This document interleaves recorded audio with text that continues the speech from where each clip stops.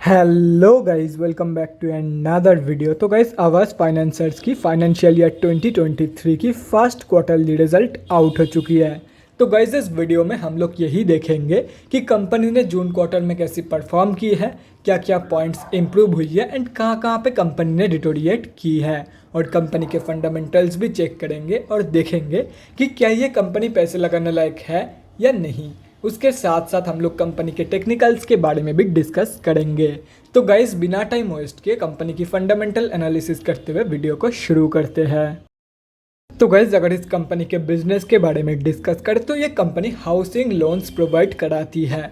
ये company both BSc and NSC में listed है। और अगर इस कंपनी के कुछ इंपॉर्टेंट फिगर्स के बारे में डिस्कस करें तो 18,775 करोड़ की है कंपनी की मार्केट कैप। 48.6 की पी है जो कि बहुत ही ज़्यादा हाई है। 9.51% है कंपनी की ROCE एंड 13.7% है कंपनी की return on equity. Last 6 months की रिटर्न नेगेटिव में जा चुकी है, नेगेटिव बाई 18%। एंड लास्ट 3 साल की जो सेल्स ग्रोथ है वो 22.5% के आसपास निकल के आ रही है। कंपनी अभी बुक वैल्यू से काफ़ी हाई में ट्रेड कर रही है। डिविडेंड कंपनी देती नहीं है एंड फेस वैल्यू 10 रुपये की है। अभी अगर इस कंपनी की जून क्वार्टरली की रिजल्ट के बारे में डिस्कस करें तो गाइस, जून 2022 की कंसोलिडेटेड फाइनेंशियल रिजल्ट आप लोगों के सामने है। एंड यहाँ पे जितने भी सारे फिगर्स है वो सब लैक्स में दिया हुआ है, लेकिन डोंट वरी अबाउट इट, क्योंकि मैं हर एक फिगर्स को क्रोर्स में कन्वर्ट करने के बाद ही आप लोगों को बताऊंगा ताकि आप लोगों को भी समझने में आसानी हो।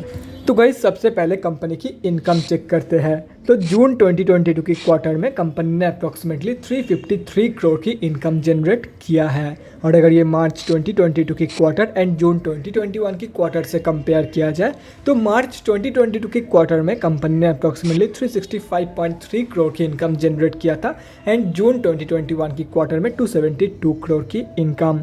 तो ईयर ऑन ईयर बेसिस पे कंपनी ने एक ज़बरदस्त इनकम ग्रोथ यहाँ पे दिखाई है, लेकिन क्वार्टर ऑन क्वार्टर बेसिस पे कंपनी की जो इनकम ग्रोथ है वो नेगेटिव में जा चुकी है। अभी अगर कंपनी की नेट प्रॉफिट मतलब प्रॉफिट आफ्टर टैक्स के बारे में डिस्कस करें तो जून 2022 की क्वार्टर में कंपनी ने 89 करोड़ की प्रॉफिट पोस्ट किया है। मार्च 2022 के क्वार्टर में कंपनी ने 115 करोड़ की प्रॉफिट पोस्ट किया था एंड जून 2021 की क्वार्टर में कंपनी ने 59 करोड़ की प्रॉफिट पोस्ट किया था। तो अगेन यहाँ पे भी आप लोग देख सकते हो कंपनी की जो ईयर ऑन ईयर बेसिस पे प्रॉफिट ग्रोथ है वो तो बहुत ही ज़बरदस्त निकल के आई है, लेकिन क्वार्टर ऑन क्वार्टर बेसिस पे इनकम ग्रोथ की तरह प्रॉफिट ग्रोथ भी नेगेटिव में जा चुकी है। और अगर कंपनी की EPS मतलब अर्निंग पर शेयर के बारे में डिस्कस करें तो EPS की जो ग्रोथ है वो भी एकदम सेम ही है। ईयर ऑन ईयर बेसिस पे बहुत ही ज़बरदस्त ग्रोथ देखने को मिली है, लेकिन क्वार्टर ऑन क्वार्टर बेसिस पे वो नेगेटिव में जा चुकी है। तो अगर देखा जाए तो जून 2022 के क्वार्टर में कंपनी ने ईयर ऑन ईयर बेसिस पे एक ज़बरदस्त ग्रोथ दिखाई है, लेकिन क्वार्टर ऑन क्वार्टर बेसिस पे कंपनी ने अंडर परफॉर्म किया है इन जून 2022 की क्वार्टर।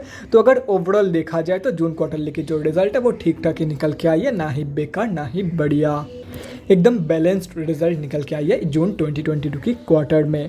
अभी अगर कंपनी की बैलेंस शीट की हेल्थ के बारे में डिस्कस करें, फाइनेंशियल ईयर 2022 में कंपनी की रिजर्व के साथ साथ डेट भी इंक्रीज हुई है, लेकिन अगर देखा जाए तो डेट ज़्यादा इंक्रीज हुई है कंपेयर टू कंपनी की रिजर्व मतलब बैलेंस शीट की जो हेल्थ है वो डिटोरिएट हुई है इन फाइनेंशियल ईयर 2022। एंड अगर ओवरऑल भी देखा जाए तो रिजर्व के कंपेरिजन में कई गुना ज़्यादा डेट मौजूद है कंपनी के पास, तो ओवरऑल जो बैलेंस शीट की हेल्थ है वो एकदम बेकार है।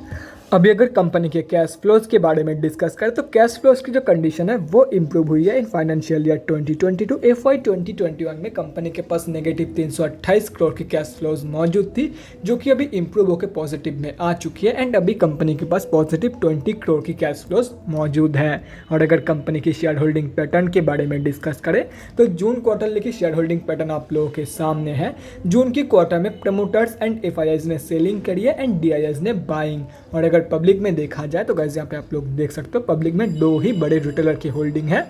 एंड अगर ये सब कुछ कैलकुलेट किया जाए तो इस कंपनी में हम अब जैसे छोटे मोटे रिटेलर की जो होल्डिंग है वो अप्रॉक्सीमेटली 7% के आसपास निकल के आ रही है। टू बी प्रिसाइज, इस कंपनी में हम अब जैसे छोटे मोटे रिटेलर की जो होल्डिंग है वो 7.01% है। तो गाइस, अभी कंक्लूजन पे आते हैं, क्या आप लोगों को इस कंपनी में पैसा लगाना चाहिए या नहीं। तो देखो गाइस, मैं तो यही बोलूँगा कंपनी की जो ग्रोथ है वो ठीक ठाक है एंड कंपनी फंडामेंटली भी स्टेबल है, तो आप लोग डेफिनेटली इस कंपनी में पैसा लगा सकते हो, चाहे वो शॉर्ट टर्म के लिए हो या तो फिर लॉन्ग टर्म के लिए। अभी अगर कंपनी के टेक्निकल्स के बारे में डिस्कस करें तो गाइस यहाँ पे हम लोग आ चुके हैं NSE के डेली चार्ट पे। सबसे पहले ये समझते हैं कि कंपनी में अभी चल क्या रहा है। तो गाइस देखो, जून क्वार्टरली के जो रिजल्ट है वो ठीक ठाक ही निकल के आई है, ना ही बढ़िया ना ही बेकार। तो इसीलिए कंपनी में ना ही ज़्यादा सेलिंग हो रही है ना ही ज़्यादा बाइंग, नॉर्मली जैसे कामकाज चलती है कंपनी में वैसे ही चल रही है। एंड अगर देखा जाए तो आज के दिन कंपनी एक बहुत ही स्ट्रॉन्ग रेजिस्टेंस जोन के आसपास ट्रेड कर रही है, जो कि 2381 रुपीज़ की रेजिस्टेंस। तो अगर कंपनी इसके ऊपर क्लोजिंग कर देती है तो जो लोग स्विंग ट्रेडर्स है वो लोग इसके ऊपर बाइंग प्लान कर सकता है for the target of 3209.15 rupees. लेकिन एंट्री लेने से पहले डिसाइसिव कैंडल के लिए वेट करो। देखो मंडे के दिन क्या होता है। आज एकदम मार्जिन में ट्रेड कर रही है, कभी ऊपर जा रही है कभी नीचे, यहाँ पे आप लोग देख सकते हो। तो for swing traders simply wait for the confirmation और wait for the decisive candle. आज एंट्री मत करो। हो सकता है कि आज एंट्री आप लोगों ने किया और मंडे के दिन यहाँ से रिजेक्शन फेस करके कंपनी नीचे गिर गया, तो सिंपली कुछ भी हो जाए आज एंट्री मत करना। और रही बात जो लोग long term and short term के लिए एंट्री प्लानिंग कर रहे हैं, देखो गाइस जो लोग शॉर्ट टर्म के लिए एंट्री प्लानिंग कर रहे हैं उन लोगों को मैं यही बोलूँगा, इस कंपनी को पहले 200 मूविंग एवरेज के ऊपर सक्सेसफुली डेली बेसिस पे क्लोजिंग करने दो, उसके बाद ही शॉर्ट टर्म ट्रेड प्लान करना। और रही बात जो लोग लॉन्ग टर्म के लिए एंट्री प्लानिंग कर रहे हैं, तो देखो अगर कंपनी ऐसे रिजेक्शन फेस करके नीचे गिर जाती है तो मैक्सिमम चांस यही है कि कंपनी 1865 रुपीज़ तक की फॉल शो कर सकती है, जो कि इसकी नेक्स्ट इंपॉर्टेंट लेवल है, या तो फिर सपोर्ट बेस भी इसको आप लोग बोल सकते हो। और अगर बाई चांस इसके ऊपर चली जाती है तो कंपनी 200 मूविंग एवरेज को भी क्रॉस करेगी एंड बहुत ही बढ़िया रैली आप लोगों को देखने को मिल सकती है, क्योंकि उसके बाद 200 मूविंग एवरेज को क्रॉस करने के बाद ये कंपनी ऑफिशियली अप ट्रेंड में चली जाएगी। तो इसीलिए मैं आप लोग को यही बोलूँगा, देखो अगर आप लोग एक स्ट्रेस फ्री एंट्री करना चाहते हो तो करंट मार्केट प्राइस पे शेयर को बाय कर लो एंड भूल जाओ।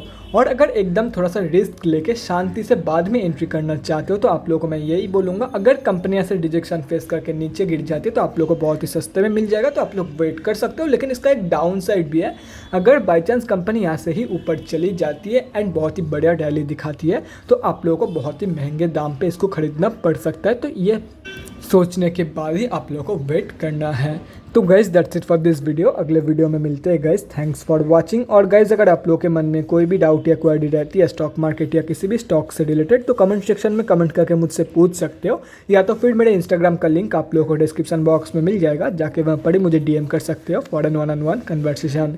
Thanks again for watching guys. Bye guys and definitely guys stay safe.